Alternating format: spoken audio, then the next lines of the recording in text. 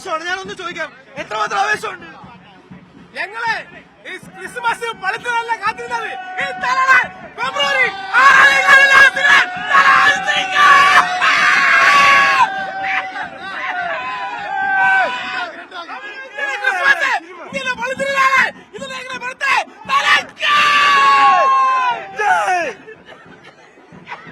എന്തായിരുന്നാലും സിനിമ നമ്മളിപ്പോ കണ്ടതിൽ ഏറ്റവും മികച്ച സിനിമ തുറന്ന് ഷെബിജി ഇപ്പൊ പിന്മാറി. എന്നാ പോലും നമുക്ക് ആ സിനിമ ഒന്ന് കാണാം. പത്മഭൂഷൺ കിട്ടിയ ശേഷം ആദ്യത്തെ സിനിമ റിലീസാണ്. പത്മഭൂഷൺ കിട്ടിയ ശേഷം സിനിമ ഇന്ന് തല കാണിക്കാൻ കാട്ടാമലി വിജയല്ല ഓടിച്ചാവ്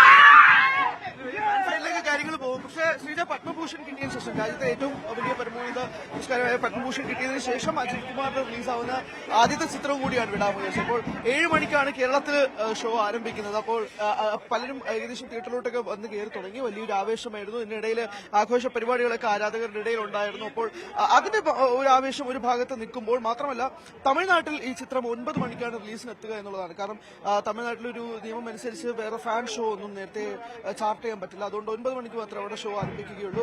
മറ്റ് രാജ്യങ്ങളിൽ 5 മണിക്കൂടെ തന്നെ ആരംഭിച്ചു. കർണാടകയിൽ 6 മണിയോടുകൂടി ഷോ ആരംഭിച്ചു.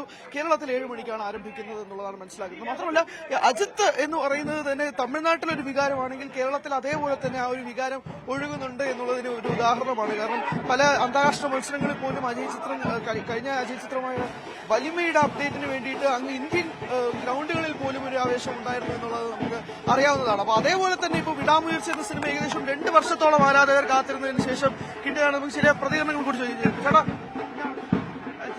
ആവേശമായിട്ട് വന്നു, പക്ഷെ ഇവിടെ കാണുന്നില്ല. അത് നേരത്തെ ഉണ്ടായിരുന്നു. പിന്നെ ഞങ്ങളിപ്പോ വന്നോളൂ.